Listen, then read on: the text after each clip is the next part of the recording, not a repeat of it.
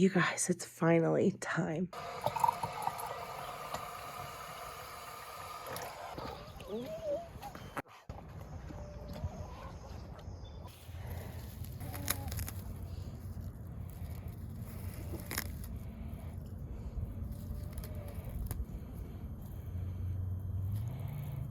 In the winter, I write poems about this very moment where I wake up and I fill my cup with hot water, and instead of putting a tea bag in it, I go into my garden and I pick fresh tea. It's finally spring in New York. I could almost cry. I live for these days. The garden is just waking up.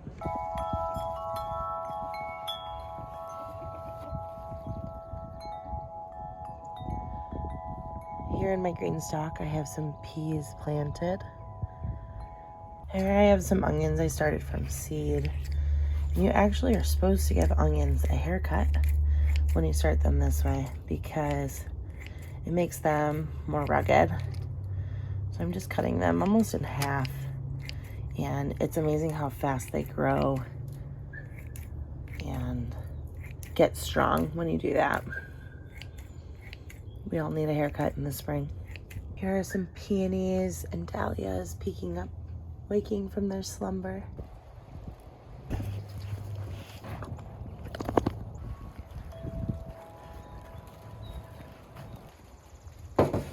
Welcome to my greenhouse. This is the powerhouse of the garden. I've got, as you can see, my stacked pots and trays. And then this is a seed starting rack that I use for hardening off. My table here is a mess of just supplies right now. And then I use a soil bin to mix soil. It's just a regular plastic tub, and I'm just mixing components for seed starting or up potting. I start with a base of these bags here. And and then inside is where I actually store most of our winter seedlings and then bring them out when it's time to plant.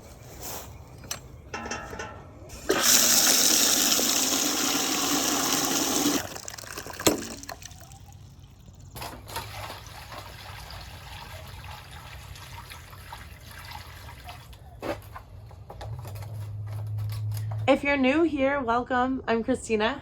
My husband and I are third generation farmers at Sunny Cove Farm here in Alfred, New York. For gardeners, we are in zone 4, which means really cold, but we fight it constantly with techniques like having a high tunnel and using row cover and a little bit of prayer. We're a regenerative farm, which means that all the animals are stewarded well, and we do not use antibiotics, we do not use hormones, we do not use any chemicals of any kind on our soil.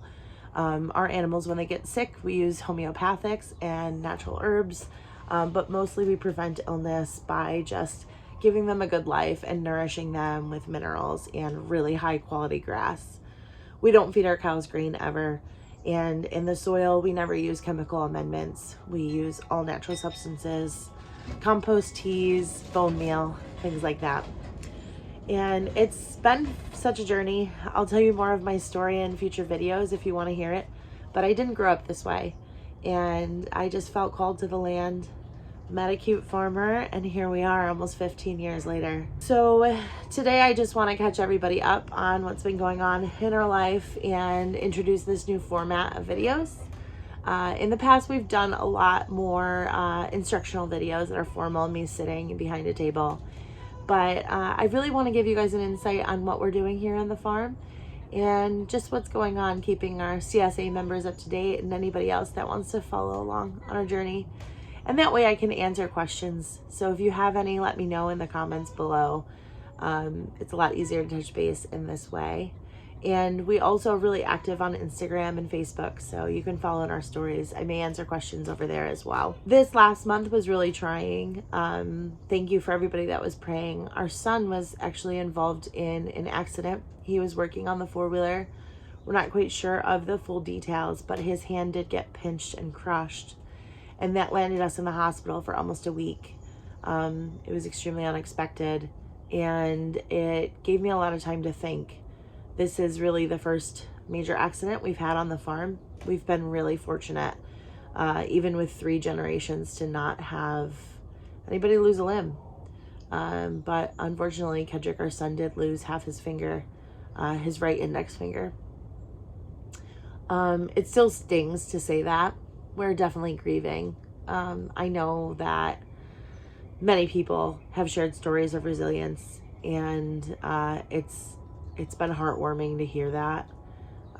He'll be 10 next week, and yeah, I'm embracing the journey, and just learning that, and being reminded of that this world is not perfect and that we are fallen. And, you know, we believe in the Bible, and what the Bible says is that in this world you'll have trouble, but there's a God who's overcome the world. And so, although we don't know the bigger picture, we're choosing to find the joy and overcome. And Kedrick, my son, he is just so inspiring in how, you know, he definitely had his moments and has his moments of grieving, but he is facing it head on, and so much braver than I am at 30 years of age. And he is, you know, only 10, and it's really hard as a mom to watch a child go through that and have to be brave. But I love hard lessons. I've learned to love them, to find joy in the trials. And so that's kind of where we're at. And I'm just so thankful for all the prayers and support from everybody. And we're excited for spring. This is my favorite time of year. The wind is blowing like crazy.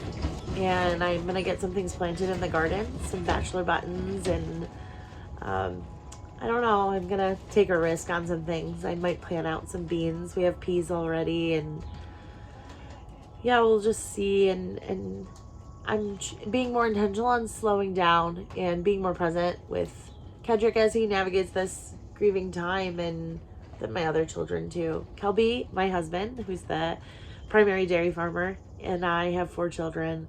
And then we run a small store here in Alfred, New York, and it keeps us pretty busy. We homeschool the kids, and you'll see more of that as we go on. With this style of videos, I'm hoping to share a lot more of our lifestyle, just to show people that you don't have to be perfect and you can still do it. I like to say around here that I never wait, I just do things scared. And I think that it's a way to acknowledge your feelings, but not let them control you. And so most of what I do here, I'm doing scared. Don't be fooled if I look confident. Everything's new for me because I grew up in the city, and I just, you know, I think about the first time that my husband hooked up a trailer to the truck and was like full of hay bales and was like, here, drive this back to the farm 5 miles. And yeah, biggest piece of equipment I had ever hauled, and, you know, did it scared. And I think that's a little bit what life is about. And I think there's a lot of things that come our way that we'll try to, you know, let fear overcome what we're called and meant to do. And I think that you know, your greatest wish and dream could be hidden in the ministry you most dread and or most afraid of.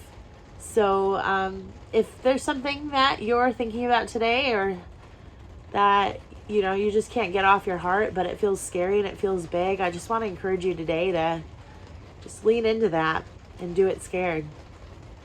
I hope you have a great day. Thank you so much for joining us. I'm going to try to do more videos in this format, so feel free to follow along with us, and let me know in the comments if there's anything you want to see on our farm. We're just so glad you're here.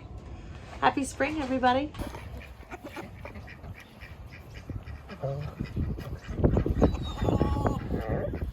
Oh.